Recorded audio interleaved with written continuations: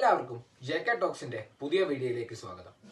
ഇന്ന് നമ്മൾ സംസാരിക്കാൻ പോകുന്നത് നമ്മുടെ ഭാരത ചരിത്രത്തിൽ ഒരിക്കലും ഒഴിച്ചുകൂടാൻ പറ്റാത്ത ഒരു മഹത് വ്യക്തിത്വത്തെ കുറിച്ചാണ്. നമ്മുടെ ഭരണഘടനയുടെ പിതാവിനെ കുറിച്ചാണ്. Doctor B R. അംബേദ്കർ, ഭീംറാവു റാംജി അംബേദ്കർ. ഓരോ വ്യക്തിയുടെ ജീവിതത്തിലും അദ്ദേഹത്തിന്റെ കുട്ടിക്കാലത്തുണ്ടായ അനുഭവങ്ങൾ സ്വഭാവ രൂപീകരണത്തിനും എന്താവണം എന്റെ ലക്ഷ്യം, ഏതാവണം എന്റെ മാർഗം എന്ന് തീരുമാനിക്കാൻ സഹായിക്കുന്നു. അത്തരത്തിൽ നമ്മുടെ ബഹുമാനപ്പെട്ട ബി.ആർ. അംബേദ്കർ ജിയുടെ ജീവിതത്തിലും നിരവധി അനുഭവങ്ങൾ ഉണ്ടായിട്ടുണ്ട്.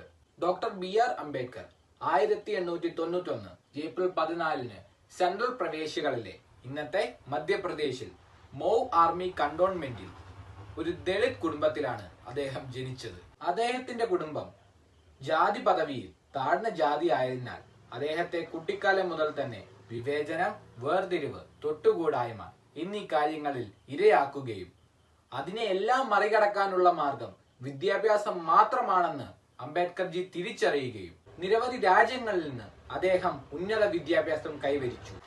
അംബേദ്കറുടെ അക്കാദമിക ജീവിതം സമൃദ്ധമായിരുന്നു. എൽഫിൻസ്റ്റൺ കോളേജിൽ നിന്നും സാമ്പത്തിക ശാസ്ത്രത്തിലും പൊളിറ്റിക്കൽ സയൻസിലും അദ്ദേഹം ബിരുദം നേടി. പിന്നീട് കൊളംബിയ യൂണിവേഴ്സിറ്റിയിൽ നിന്ന് സാമ്പത്തിക ശാസ്ത്രത്തിൽ ബിരുദാനന്തര ബിരുദം നേടുകയും കൂടാതെ 1923 ലണ്ടൻ യൂണിവേഴ്സിറ്റിയിൽ നിന്ന് ഡോക്ടറൽ ബിരുദവും നേടി. പിന്നീട് വീണ്ടും അദ്ദേഹം കൊളംബിയ യൂണിവേഴ്സിറ്റിയിൽ നിന്ന് ഒരു ഡോക്ടറൽ ബിരുദവും കൂടെ അദ്ദേഹം കൈവരിച്ചു.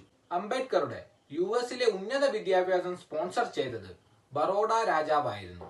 അതിനാൽ പ്രിൻസ്ലി സ്റ്റേറ്റിന്റെ കീഴിൽ സേവനമനുഷ്ഠിക്കാൻ അദ്ദേഹം ബാധ്യസ്ഥനായിരുന്നു. അങ്ങനെ 1918 അദ്ദേഹം ബറോഡയിലെ ഒരു അക്കൗണ്ട് ജനറൽ ഓഫീസിൽ സേവനമനുഷ്ഠിക്കാൻ തുടങ്ങുകയും പക്ഷേ ജാതി തിരിച്ചറിയൽ കാരണം സ്ഥിരമായി ഒരു താമസ സൗകര്യം കണ്ടെത്താൻ പറ്റാത്ത കാരണം വെറും 11 ദിവസത്തിന് ശേഷം അദ്ദേഹത്തിന് അവിടുത്തെ സേവനം അവസാനിപ്പിക്കേണ്ടി വന്നു.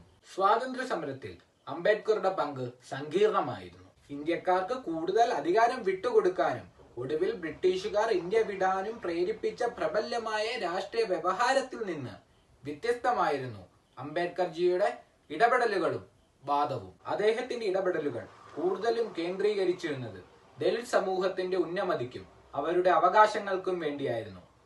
തൽഫലമായി നിരവധി തവണ അദ്ദേഹം ഇന്ത്യൻ നാഷണൽ കോൺഗ്രസുമായി ഏറ്റുമുട്ടേണ്ടി വന്നിട്ടുണ്ട്. തൊട്ടുകൂടാത്തവർക്കായി രാഷ്ട്രീയ സംരക്ഷണം ഏർപ്പെടുത്താൻ അദ്ദേഹം പ്രവർത്തിച്ചു.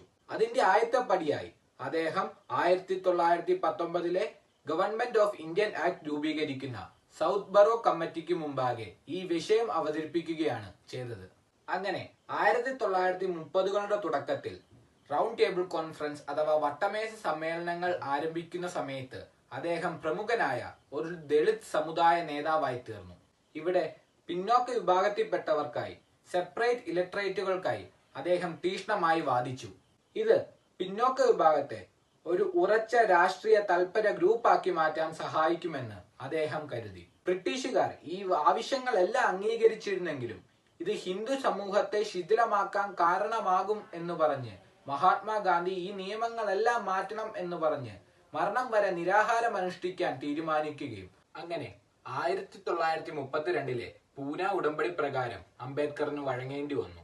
പ്രവിശ്യ അസംബ്ലികളുടെ സംവരണ സീറ്റുകൾക്ക് പകരമായി പ്രത്യേക ഇലക്ട്രേറ്റുകൾ വിട്ടുകൊടുത്തു. ദളിതർക്കായി പോരാടിയ നിരവധി സാമൂഹ്യ പ്രസ്ഥാനങ്ങളിലും അംബേദ്കർ പ്രധാന പങ്ക് വഹിച്ചു. അതിന്റെ ഭാഗമായി 1924 അദ്ദേഹം ദളിത് സമൂഹത്തിന്റെ ഉന്നമതിക്കായി ബഹിഷ്കൃത ഹിതകാരിണി സഭ സ്ഥാപിച്ചു. അങ്ങനെ 1927 റായ്ഗഡ് ജില്ലയിൽ സ്ഥിതി ചെയ്യുന്ന മഹാദിൽ എന്ന് പറയുന്ന സ്ഥലത്ത് പിന്നോക്ക വിഭാഗങ്ങളുടെ ഒരു വലിയ സമ്മേളനം അദ്ദേഹം വിളിച്ചു കൂട്ടുകയും അവിടെ വെച്ച് ഒരു ബൃഹത്തായ ഒരു പ്രക്ഷോഭത്തിന് അദ്ദേഹം നേതൃത്വം നൽകുകയും ചെയ്തു. ഇങ്ങനെ നിരവധി പ്രക്ഷോഭത്തിലൂടെയും സമര പോരാട്ടങ്ങളിലൂടെയും അദ്ദേഹം ഭാരതത്തിലെ ഓരോ ജനങ്ങളുടെ മനസ്സിലേക്കും ഇറങ്ങിച്ചെന്നു. ഇനി നമുക്ക് സംസാരിക്കാനുള്ളത് നമ്മുടെ ഭാരതത്തിന്റെ ഭരണഘടനാ രൂപീകരണവും അതിൽ അംബേദ്കർജി വഹിച്ച പങ്കുകളെ പറ്റിയാണ്. അത് നമുക്ക് ഒരു സെപ്പറേറ്റ് വീഡിയോ ആയിട്ട് ചെയ്യാനാണ് ഞാൻ ഉദ്ദേശിക്കുന്നത്. നിങ്ങൾക്ക് ഈ ചാനൽ ഇഷ്ടപ്പെടുന്നുണ്ടെങ്കിൽ ലൈക്ക് ചെയ്യണം, ഷെയർ ചെയ്യണം, സബ്സ്ക്രൈബ് ചെയ്യണം. നിങ്ങളുടെ വിലയേറിയ അഭിപ്രായങ്ങൾ കമന്റ് ബോക്സിൽ രേഖപ്പെടുത്തണം. എല്ലാവർക്കും നമസ്കാരം.